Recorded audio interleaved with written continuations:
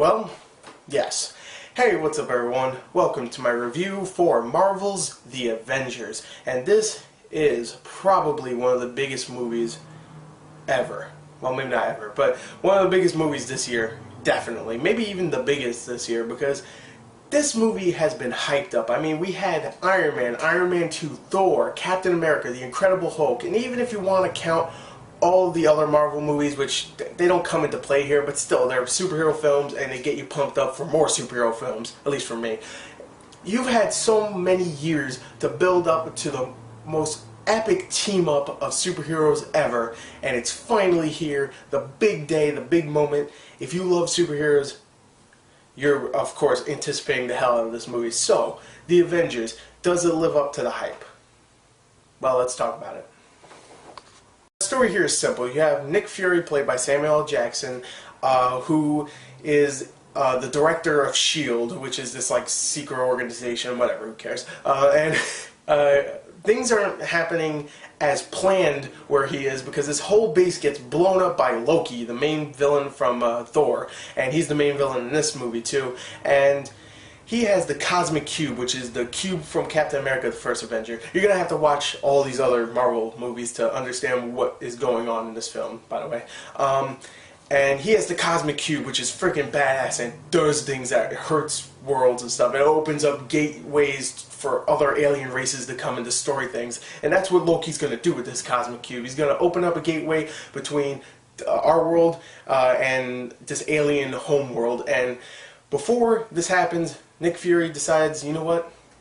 We've been waiting for so long. No more cock teasing. It's time. The Avengers Initiative. We're going to get Thor, Incredible Hulk, Iron Man, Captain America, even people like Jeremy Renner as Hawkeye and Scarlett Johansson as Black Widow, and even me, Nick Fury. We're going to just go and screw things up. So he calls the Avengers Initiative, and then there you go. All these badass superheroes and just regular heroes go out and try to stop Loki. There you go. There's the story.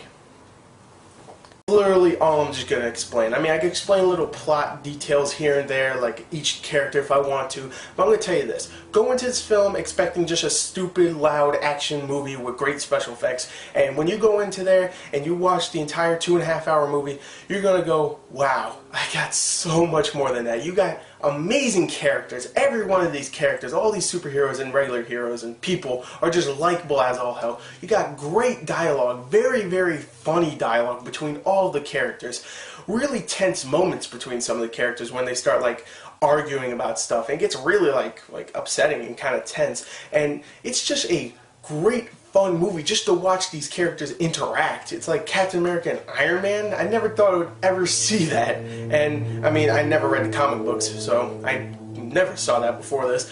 And I never thought I would see that, and they're just bitching each other out, and I thought it was great. I love stuff like that, and it's so good in this film. And don't get me wrong, action in this film is absolutely phenomenal. Some of the best out there. And I would even say that last like 30 minutes of action where they're just blowing stuff up here and there, it's probably the best action scene I've ever seen in a movie. Sorry The Raid, but you got topped already. I only saw you like a month ago. The special effects are just phenomenal, especially with the Hulk. When Mark Ruffalo's Bruce Banner, of course, turns into the Hulk, it's amazing to look at because he looks just like the Hulk should. I mean, he looks very like ape-ish and stuff. I know many people said this already, but I'm going to say it anyway. He looks very ape-ish, he looks very Hulk-like, and it's just great to look at him. Like, I thought he looked good in the original Hulk, the Ang Lee Hulk, and I thought he looked pretty good in the Incredible Hulk one, but here he looks phenomenal. And everything around, all the explosions, all the aliens, when things are going down, it looks phenomenal. Some of the best special effects of all time. Let's not forget the acting. The acting from everybody is fantastic. I mean, you have, of course, Tony Stark, played by, or Iron Man, played by Robert Downey Jr., who is absolutely fantastic in this. He's sarcastic, he's witty, he's funny, he's a douchebag, he's great. He's a great, somewhat anti-hero, even though at the end he's always the hero. But he always does smart remarks, just like Spider-Man. Captain America, played by Chris Evans, Steve Rogers, is fantastic in this film. I love Steve Rogers. I thought he was a great character in Captain America, the First Avenger. I thought Chris Evans was so good in that film, and he's so good in this one. Of course, you have Chris Hemsworth as Thor, who does a great job as well. Nice head of hair, good job. You have Mark Ruffalo, who plays Bruce Banner, who does a fantastic job in this, which everybody was like, oh no, it's not Edward Norton. Calm down. He does a great job. Everybody else, like Jeremy Renner as Hawkeye, is great. Scarlett Johansson as Black Widow is actually very interesting in this film and really good. Samuel L. Jackson as Nick Fury does a great job. And of course, the main bad guy, Loki, played by Tom Hiddleston, does a great job. And he's a really, really menacing villain, I would say. I'm just gonna say this: the writing's fantastic, the directing's fantastic, the action's some of the best, the CG's great, the movie flies by so quick, even though it's like a 2.5 hour, maybe even longer movie. It's such an entertaining film. You have to check it out, even if you didn't see all the other Marvel movies that went to this film, you know, like Captain America, Iron Man.